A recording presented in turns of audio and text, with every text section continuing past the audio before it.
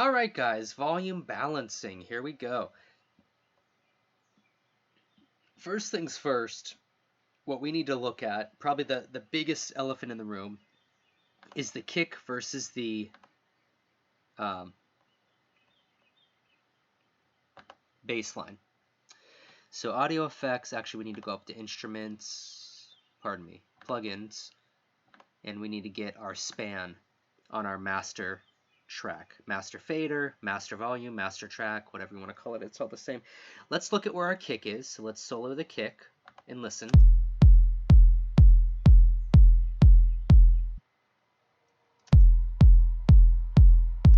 Okay, so roughly speaking, it's around 50. And let's just double check, is this key, I think it was hitting an E.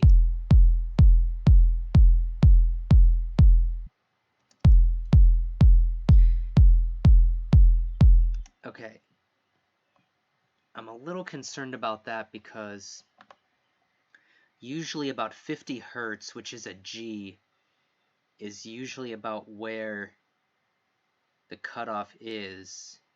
And I'm a little concerned that by the time I'm seeing an E at roughly 81 hertz, we're getting a little weird. So we're going to have to look at that.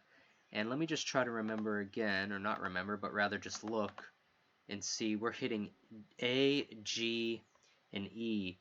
G, or A, but G is nice. What we might actually do with this kick is pitch this thing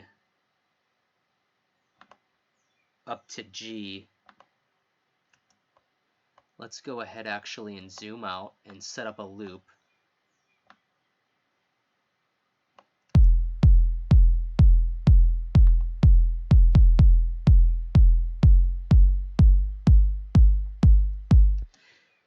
That's at G now, which is hitting at 50 hertz. And that's a much better deal than hitting an E around 40 hertz. Once you start getting below 50 hertz, generally speaking, big sound systems, and really just any sound system, but lower isn't always necessarily better. It's going to struggle down there. So 50 hertz is good. It'll help us with mixing. 50 hertz and above for your kick generally is a decent idea. If you go too low, you'll hear on a big sound system that it starts to get kind of flubby and flabby, and it sounds low, and people generally think like lower is better, but there's kind of a cutoff point around like 50 hertz where lower gets flat and flubby and there is no power, and it can be pretty disappointing if you're not careful with that. So our kick is hitting around there, and you can see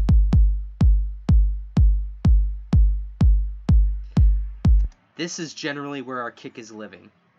Let's see where our bass is living. Generally, we need the master span. This is great news. Okay. And this is why, really, guys, when it comes to mixing, it really starts with producing, and definitely in arrangement. You can see that our bass and our kick are not in the same area, and that's great.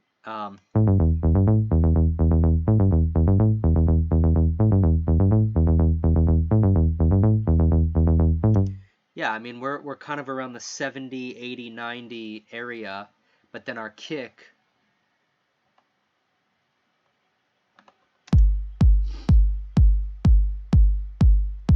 well below that. So all that room is just awesome.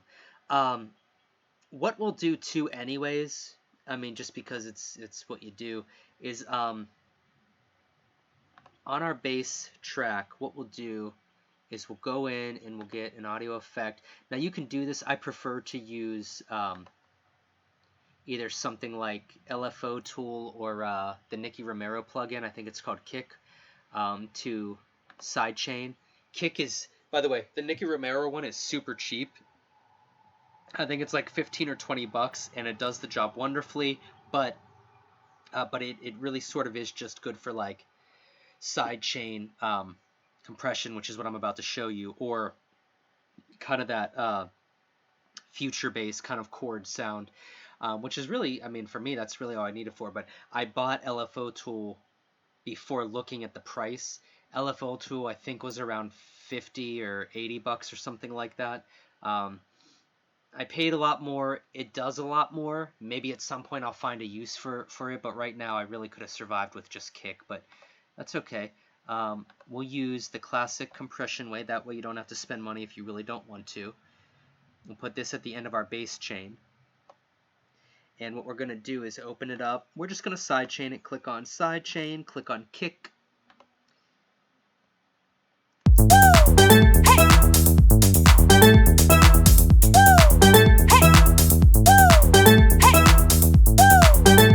Now here's the problem with this.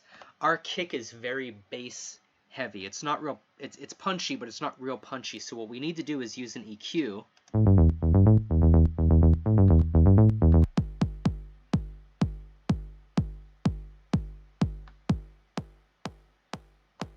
What I just did was this compressor is now only using the higher end information of the kick to suppress the bass. The reason why that's important is because you don't need the bass to be bogged down with a very giant wave of sidechain compression from the bass frequencies of the kick, not giving it a lot of recovery time. We just need it to duck real quick in, real quick out. You don't need the bass information of the kick slamming this compressor and really pushing down the sidechain compression of the bass. You just need a quick little dit, dit, dit. So that's what we're doing here. Perfect. Whoop.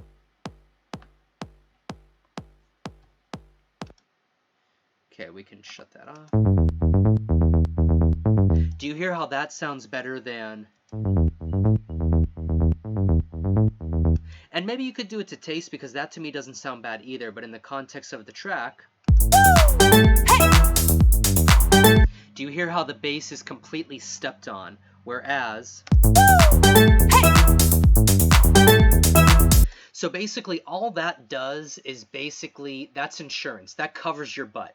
That basically, that compressor is saying when the kick hits, the bass is out of the way. And even though it was produced and arranged in such a way that the bass and kick aren't on top of each other, they have their own regions, we're still going to do a little sidechain compression just to make it all the more cleaner for when you play this out live in a club. So that right there is worth the price of this course. That right there is something I really wish somebody would have showed me back in the day. The other thing we're going to look at is... where our kick in our bass is hitting on span. So join me in the next lesson. That's what we're going to do.